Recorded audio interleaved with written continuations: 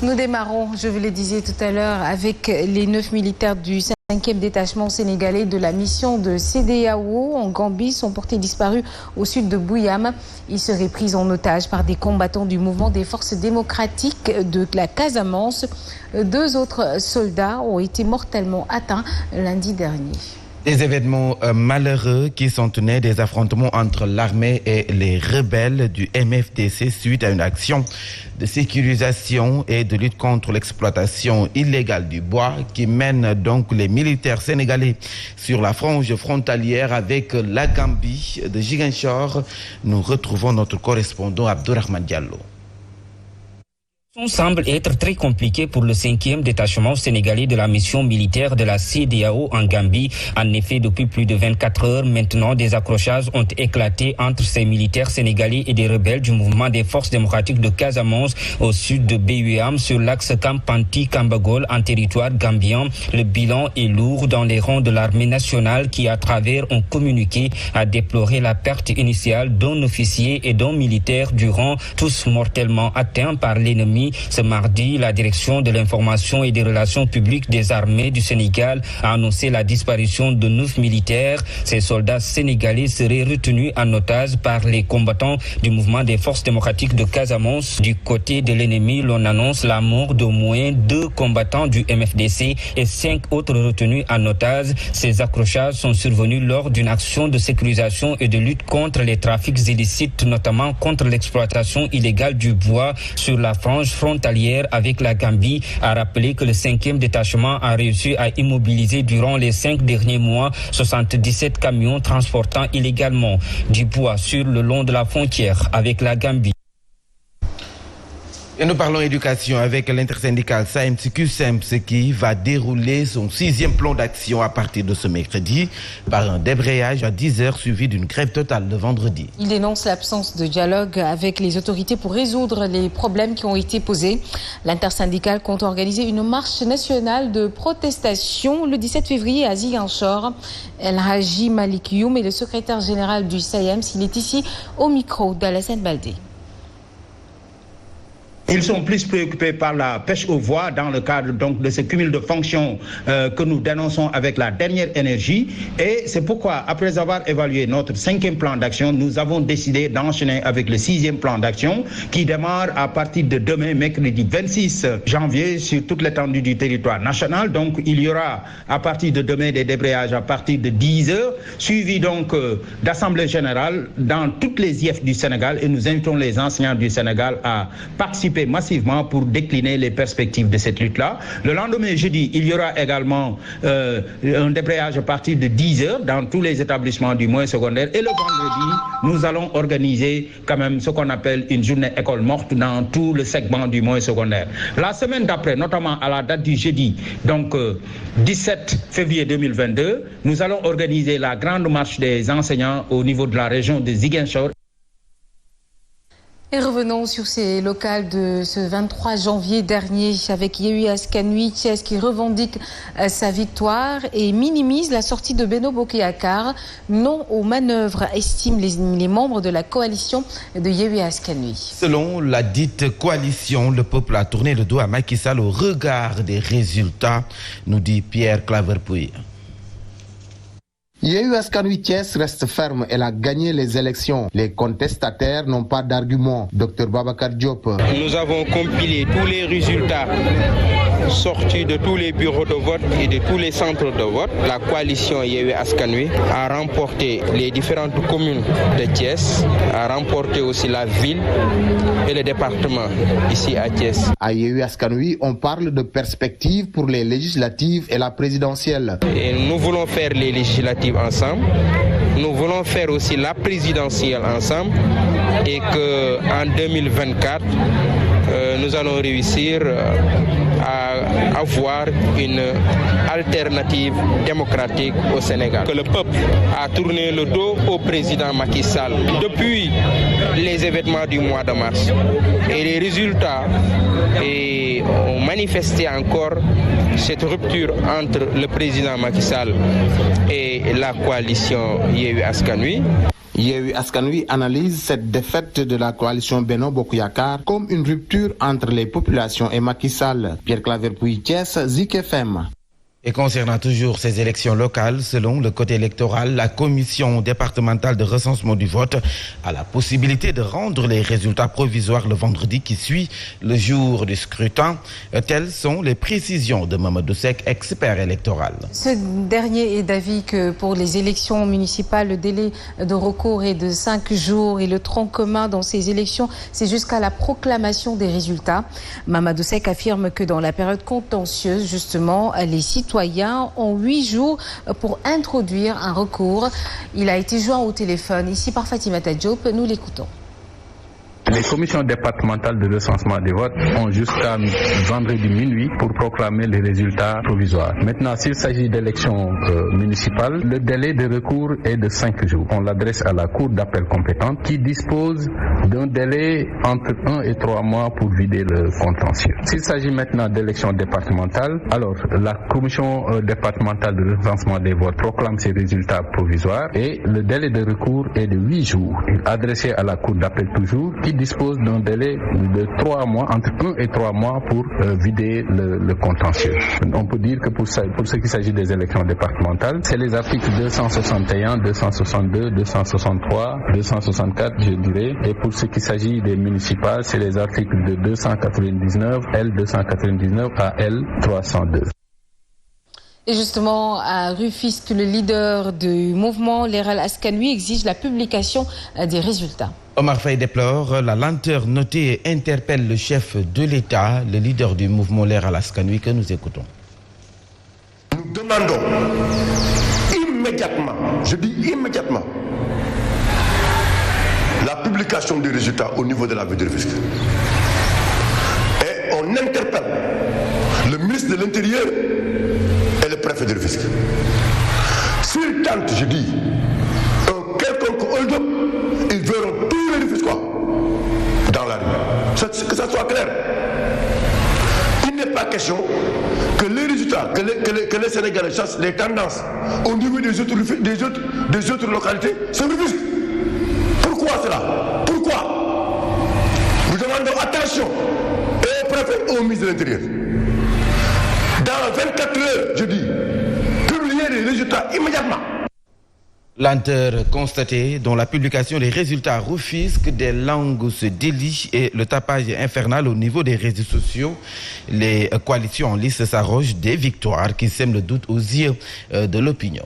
Le candidat de Bolo Defar Tengej, l'artiste musicien Mame Gor Diazaka, dénonce la lenteur accusée dans le processus de recensement des votes par la commission.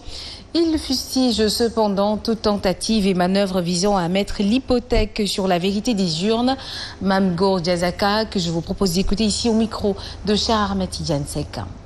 Le jour où l'on avait choisi d'organiser une caravane pour clôturer notre campagne, le candidat Mbaye Seck est décédé et nous avons décidé de suspendre nos activités. Des gens m'ont appelé dans une maison pour des contacts et des personnes mal intentionnées ont pris des images pour les mettre sur les réseaux sociaux. Les gens qui veulent truquer les élections veulent souvent passer par les réseaux sociaux pour dire que c'est parce que j'ai perdu que je suis en train de dénoncer des situations. Dans tout le pays, des maires élus sont connus. À Rufisque, c'est le suspense total. C'est comme s'il y a quelque chose qui se trame. Des soi-disant leaders d'opinion qui font de l'agitation pour dire que c'est tel ou tel qui a gagné. Il n'est pas normal que l'on vote depuis dimanche et rien de clair n'est sorti. En tout cas, nous, de la coalition Bolo Defar Tengej, nous n'accepterons pas qu'on nous impose un maire préfabriqué.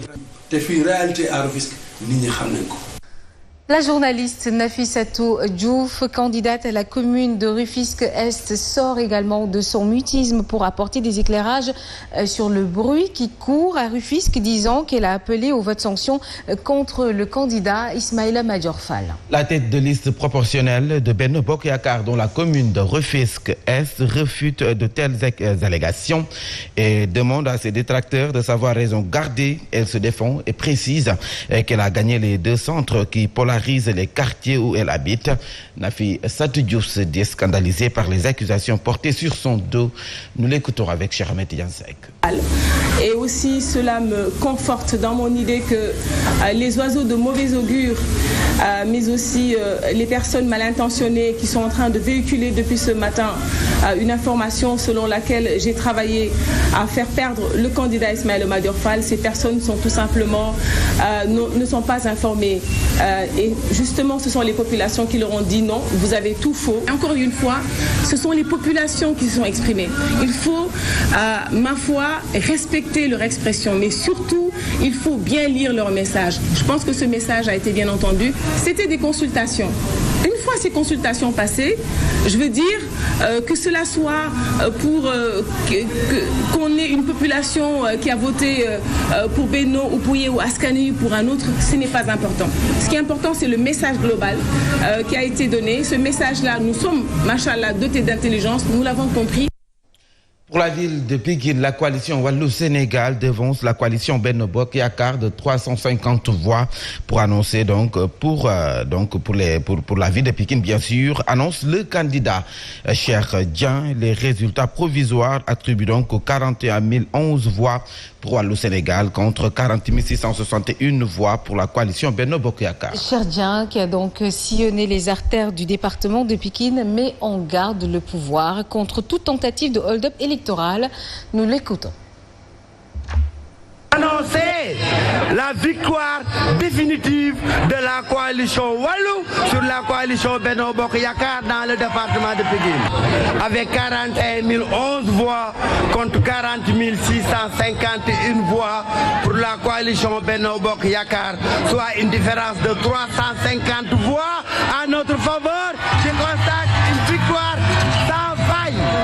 Prendre en garde le président Macky Sall que la coalition Wallu et toutes les listes qui l'ont soutenu, les Pikinois et les Pikinoises n'accepteront pas que leur victoire leur soit volée.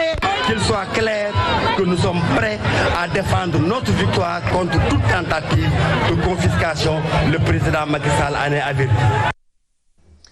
Et nous allons également à Ross Béthio. Les partisans de Madiop Diop, le maire sortant, contestent également les résultats qui donnent une victoire à son adversaire Fally de Benno Bokk Yakaar. Ils ont organisé une manifestation pour dire toute leur déception par rapport à des irrégularités qui, selon eux, donc, ont été notées dans plusieurs bureaux de vote au centre de Ndiorone avant d'interpeller les autorités compétentes sur cette situation.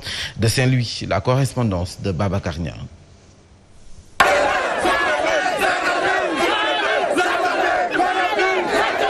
Les partisans de Madiop Diop, le candidat sortant de la commune de Ross Béthio à Saint-Louis, dénoncent un hold-up avec la victoire annoncée pour Fally Diop de Benno Bokk Yakaar et ses alliés. Voilà, il s'est trouvé que juste après la fermeture des élections, nos représentants des bureaux de vote nous ont amené des procès-verbaux. Sur ce fait, on a constaté dans la réclamation de notre représentant au niveau du bureau de vote que le sous-préfet les a mentionnés, les a instruits, les a ordonnés qu'il y a 16 personnes qui peuvent voter. Alors que dans le code ou bien dans le code, ceci n'est pas prévu. Aujourd'hui, on laissait entendre ces militants et sympathisants de Madiop Diop très en colère. Cette forfaiture ne passera pas et c'est pourquoi ils interpellent les autorités administratives. À le vote fini, notre représentant du bureau nous a amené le procès verbal mentionnant qu'il y a 16 personnes qui ont été autorisées par le préfet à voter dans ce centre.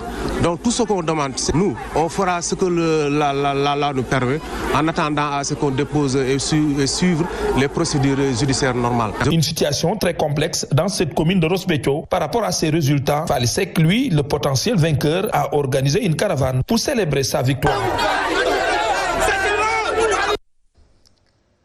Haribo Escale, une commune du département de Koungheul, a été arrachée également selon les tendances issues du scrutin dernier au maire sortant Yaya Sow.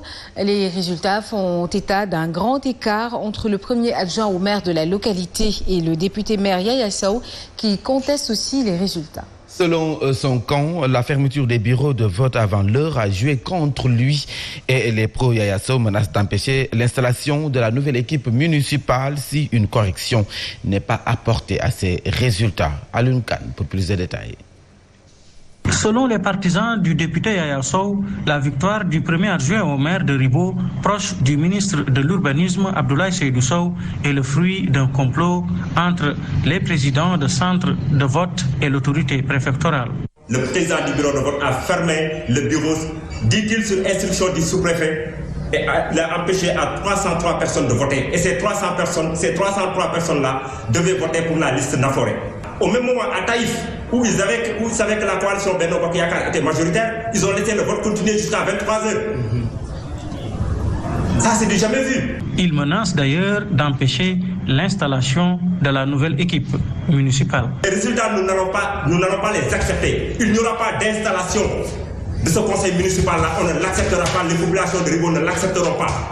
Maintenant, s'ils veulent nous tuer, ou bien s'ils veulent aujourd'hui, je ne sais pas comment le dire, faire du djaïdolé comme on le dit, ils n'ont qu'à le faire, mais nous n'allons pas l'accepter. En tout état de cause, même si les résultats définitifs ne sont toujours pas publiés, les pro-Yaya Sow se disent déterminés à pousser les autorités à corriger ce qu'ils considèrent comme magouille électorale.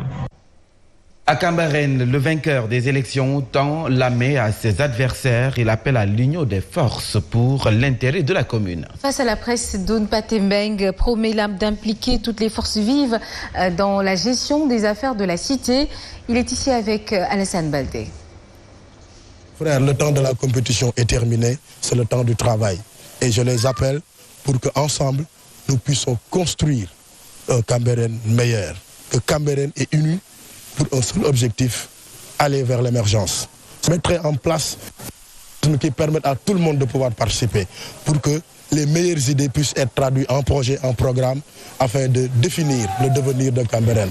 Un Cambérène meilleur pour toutes les Cambérénoises et tous les Cambérénois. Et nous allons à Fatick avec la direction Palmarin, d'où les premiers résultats des élections départementales sont connus avec la coalition And Nawlé, dirigée par le directeur du transport de l'énergie à la Sénélec, suivie de la coalition Benno Bokk Yakaar. Pour le nouveau maire de Palmarin, Mame Siggy Sarr, l'heure est au travail pour booster le développement de la commune. La correspondance d'Alun Badara Sonko. Commune de Palmarin, les premiers résultats donnent vainqueur à la coalition And Nawlé dirigée par Mame Siggy Sarr avec 1335 voix, suivi de la coalition Benno Bokk Yakaar avec 708 voix, 243 voix pour la coalition Gis Gis, 159 voix pour Wallu, Yewwi Askan Wi 150 voix, les Verts 129 voix et la coalition Gëm Sa Bopp avec 108 voix. Le nouveau maire de la commune de Palmarin livre ses premiers sentiments. Nous avons massivement remporté cette élection, c'est incontestable. Je ne ferai que remercier les populations de Palmarin pour m'avoir fait confiance. Ainsi, il compte s'investir pleinement avec la nouvelle équipe municipale pour le développement de la commune. On a bien démarré avec la santé, l'éducation. Sur le domaine de l'électrification, aujourd'hui, je pense qu'on y a suffisamment travaillé de Palmarin jusqu'à Differ. Aujourd'hui, Palmarin est quasiment à un taux d'électrification qui dépasse quasiment les 90%. À noter que la commune de Palmarin est aussi le fief de l'ancien ministre Jean-Maxime Simon Ndiaye qui avait soutenu la candidature de la coalition Benno Bokk Yakaar dirigée par Joseph Ndéné. Et puis à Fatick, la coalition Yewwi Askan Wi, à l'heure du bilan des membres, était donc face à la presse ce mardi pour évaluer les premiers résultats du scrutin du dimanche. Et dans la commune de Fatick, la coalition Yewwi a donc obtenu 556 voix et son candidat Charbitey prend acte et félicite le maire sortant Matarba, mais aussi se réjouit du bon déroulement du scrutin à Fatick. Charbitey, candidat de la coalition Benno Bokk Yakaar à Fatick, est avec Alioune Badara Sonko, notre correspondant. De 556 sur 10 892 voix exprimées, soit un taux de 5,10%, ce qui nous donne droit à 2 conseillers sur la liste proportionnelle. Nous félicitons l'élu maire M. Matarba avec un score de 37,82% pour 4119 voix sur 10 892 voix exprimées, soit 19,25% des inscrits. Nous osons espérer que sur ce mandat, la priorité de notre ville soit satisfaite en termes de réalisation significative. Et pour la première fois de son histoire, le conseil départemental de Sédhiou sera dirigé par une femme. Il s'agit du docteur Annette Seck Ndiaye, candidate de la coalition Benno Bokk Yakaar, qui a raflé la mise dans les 14 collectivités locales du département. À l'occasion d'un point de presse qu'elle a donc organisé, docteur Annette Seck Ndiaye a dit tout son ressenti. Nous l'écoutons avec Ibrahima Diallo. Au niveau des 14 collectivités locales, cette liste départementale a été gagnante. Il y a encore des chantiers en cours. D'autres points sont venus. Il s'agit bien entendu de l'employabilité des jeunes, la formation, l'autonomisation des femmes, l'accès au financement, mais aussi l'accès à la formation. Le besoin en infrastructures de transformation et de conservation des produits locaux est également revenu plusieurs fois, ainsi que l'accès aux outils permettant de travailler l'agriculture pour la pêche. Les écoles, les daras, la question des daras modernes est revenue. Les abris provisoires dans les écoles, je ne ménagerai aucun effort pour que cet hôpital soit bien géré et qu'il réponde véritablement aux attentes des populations. Au-delà même du département de Sédhiou, de la région de Sédhiou et même de la Casamance, parce qu'aujourd'hui, vous avez dans cet hôpital un plateau technique qui n'existe nulle part ailleurs. Et puis à Sédhiou, le réseau ouest africain pour l'édification de la paix qui a assuré donc un monitoring en faveur des élections locales sans violence donne son satisfecit. Il relève une bonne tenue du scrutin malgré quelques incendies mineurs. Mamadou Lamine Sadio, vice-président de la cellule régionale de réponse, est ici avec notre correspondant également, Ibrahima Diallo. Comme vous le savez, WADEP Sénégal est une organisation, donc un réseau d'organisations au niveau du Sénégal, a mis en place dans chacune des régions du Sénégal un groupe de réponse et qui a beaucoup travaillé avant la tenue des élections locales, non seulement pour le suivi et le monitoring des élections, mais également c'est un groupe qui a aussi travaillé pour sensibiliser les populations pour des élections apaisées, mais également le retrait massif des cartes. Au finish, nous pouvons tirer notre satisfaction, car à Sédhiou, même s'il y a eu des accrochages par-ci, par-là, mais la plupart des communes, on a noté des élections apaisées. Lors de la caravane aussi, on a beaucoup sensibilisé sur cette modification du code électoral qui donne la possibilité aux handicapés, une fois arrivés dans leur centre de vote, de voter dans le bureau le plus accessible. Et nous avons aussi noté une bonne collaboration avec les forces de sécurité et de défense. Il est 7h22. Vous êtes en direct sur Zik FM et Sen TV. L'actualité, c'est aussi le journal du sport.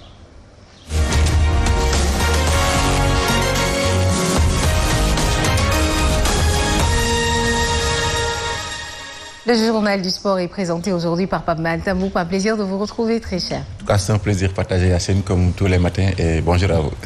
En forme, alhamdulillah. Ah, bon, ça se voit. Hein? Oui, ça se voit, Alors, nous démarrons avec la CAN Cameroun 2022 et les échos de la tanière. Bonne nouvelle pour le Sénégal. Après avoir passé des examens suite à son choc à la tête face au Cap-Vert, Sadio Mané a quitté l'hôpital pour rejoindre la tanière qui a marqué d'ailleurs un but. Oui, qui a marqué d'ailleurs un but, donc libérateur pour l'équipe du Sénégal. Comme vous l'avez souligné, Yacine, tout à l'heure, donc sorti sur blessure après son choc avec le gardien cap-verdien. Sadio Mané a pu quitter l'hôpital pour rejoindre la tanière après des examens supplémentaires. Selon le médecin de l'équipe nationale du Sénégal, le docteur Abdourahmane Fedior, Sadio Mané se porte bien. Malgré cela, son cas nécessite un suivi assez rapproché. Suivons les explications du docteur Abdourahmane Fedior. Suite à ce choc, il s'est reçu violemment sur la tête, et raison pour laquelle il a pu continuer quelques minutes avant de sortir à cause des vertiges qu'il avait dans le terrain. Bon, suite à cela, nous avons jugé de l'amener à l'hôpital pour qu'il fasse au moins un scanner cérébral qui n'a pas révélé de lésions encéphaliques ou osseuses. Bon, on a quitté l'hôpital à peu près 1 heure de temps après, on a rejoint l'hôtel. Présentement, il se sent bien. Tous les symptômes qu'il avait dans le terrain ont disparu. Mais malgré cela, cela nécessite un suivi assez rapproché. et on verra d'ici 2 jours comment il va se porter. Actuellement, sur le plan clinique, ça va. Sur le plan radiologique aussi, ça va. Hein, tout est normal. De toute façon, tout ce qu'on pourra faire, c'est de le suivre, le mettre au repos et éventuellement voir s'il pourra reprendre petit à petit les entraînements. Voilà. Vous le savez déjà, le Sénégal domine le Cap-Vert de 2-0 et se qualifie. Le sélectionneur national Aliou Cissé salue l'engagement de ses joueurs. Oui, certes, le Sénégal Yacine n'a pas montré un meilleur visage face au Cap-Vert, mais a réussi à décrocher sa qualification pour les quarts de finale. Les Lions ont battu donc les Requins bleus réduits à 9 sur le score de 2-0. Le sélectionneur national se félicite de l'engagement et de la détermination de ses joueurs, suivant la réaction d'Aliou Cissé. Je crois que ce qu'il faut retenir d'abord, c'est le fait qu'on ait bien démarré ce match-là. L'entame de ce match-là a été très important. C'est ce que nous voulions. On a pu travailler pendant 4-5 jours, récupérer l'ensemble de notre effectif. Et comme j'ai dit aux garçons depuis le début de la semaine qu'il fallait entamer ce match-là et rentrer dans ce match-là par le bon bout. C'est ce qu'on a fait pendant les 20 premières minutes, c'est ce qu'on a fait pratiquement tout le long de la rencontre. C'est-à-dire pousser cette équipe capverdienne à la faute et c'est ce qu'on avait réussi à faire à 10. Ils ont un système défensif, ça a été encore beaucoup plus difficile parce qu'ils ont reculé encore davantage. À 9, ça l'a été encore plus. Donc il fallait être patient et Bamba marque ce deuxième but qui nous libère. Donc féliciter vraiment les joueurs par leur détermination, féliciter les joueurs aujourd'hui par la qualité qu'ils ont dû mettre et féliciter les joueurs aussi par rapport aux consignes respectées et surtout le niveau qu'ils ont joué ce match-là. Sec, donc Bamba Dieng, 21 ans, 308 jours, qui devient le deuxième plus jeune buteur à la CAN donc 2021, derrière Moussa Camara, 21 ans, 163 jours. C'est donc a montré toute sa joie. L'attaquant de Marseille a été élu homme du match après son premier but avec l'équipe nationale du Sénégal. Suivons donc sa réaction et celle du capitaine Khalidou Koulibaly. Ça fait plaisir et c'est une satisfaction aussi parce que l'important pour nous c'était de gagner ce match et on l'a fait, donc c'était le plus important. C'était le consigne du coach et j'ai pris aussi mes responsabilités quand je suis rentré et que pour moi c'était l'idéal de faire ça pour amener du apport à l'équipe. On retient la qualification, on sait qu'on avait à cœur de se qualifier pour les quarts de finale, c'était un match difficile aujourd'hui, un derby. Le Cap-Vert est venu avec ses armes. Je pense qu'on a fait une grosse entame de match. On a montré à notre visage du Sénégal et ça fait plaisir. Après, on a réussi à gérer le match et grâce à un petit tour de magie de Sadio, on a réussi à marquer ce but. Après, derrière, on a réussi à mettre le 2-0, mais je pense qu'on peut mieux faire encore parce qu'on pouvait gérer mieux le match. On ne va pas faire la fine bouche. Aujourd'hui, on peut être content parce qu'être qualifié pour les quarts de finale, c'est pas pour tout le monde. Non, on pouvait gérer mieux. Je pense qu'à 9 contre 11, on était trop devant. On était 4-5 joueurs devant alors qu'il fallait contrôler le match, aller de gauche à droite et contrôler leur contre-attaque parce qu'eux, ils n'avaient plus rien à perdre, donc ils lançaient tout le monde devant. Et je pense qu'on n'a pas réussi aussi à déjouer leur pressing, mais voilà, je pense qu'on ne va pas faire la fine bouche. Aujourd'hui, Sadio a marqué, Bamba a marqué, on a fait encore un clean sheet, donc on peut être content ce soir. Je pense que c'est simple, si une équipe ne prend pas de but, elle a de fortes chances de gagner. Et notre objectif premier, c'est celui-là, c'est la défense, toute l'équipe, le gardien à l'attaquant, tout le monde défend bien et ensuite on essaie d'attaquer. Alors Ismaël Sarr qui a rejoint hier d'ailleurs la tanière est apte justement à intégrer le groupe selon Aliou Cissé. Oui, Ismaël Sarr qui est de retour dans la tanière depuis ce mardi est désormais apte pour les quarts de finale, informe Aliou Cissé. Donc Ismaël Sarr reste un bon renfort pour l'équipe selon Cissé, suivant sa réaction. Il est apte. Ce qu'on s'était dit avec les médecins de Watford. D'ailleurs, on a créé un WhatsApp pour pouvoir parler avec les médecins de Watford et les médecins du Sénégal. Là où on l'a amené à Barcelone, l'objectif c'était qu'il aille se préparer là-bas et venir intégrer le groupe. Aujourd'hui, il est arrivé hier. On n'avait pas pu l'intégrer, si vous voulez, dans le groupe d'aujourd'hui. Mais nous avons espoir que déjà demain, il va reprendre l'entraînement et que au bout de 4-5 jours, on espère en tout cas qu'il fera partie du groupe. On est optimiste. Il a l'air bien, il est heureux, il est excité d'être là, il est content d'être là et je pense que c'est un bon pédigré et il nous apportera aussi un plus dans notre animation offensive. Et nous sommes toujours en 8e de finale pour la CAN Cameroun 2022. Peut-être connaissons-nous le programme du jour? Oui, les 8e de finale seront bouclés. Ce mercredi, déjà à 16h, on aura le choc Côte d'Ivoire-Égypte. Le vainqueur affrontera le Maroc qui a battu hier le Malawi sur le score de 2-1. Et à 19h, Mali-Guinée équatoriale, le vainqueur affrontera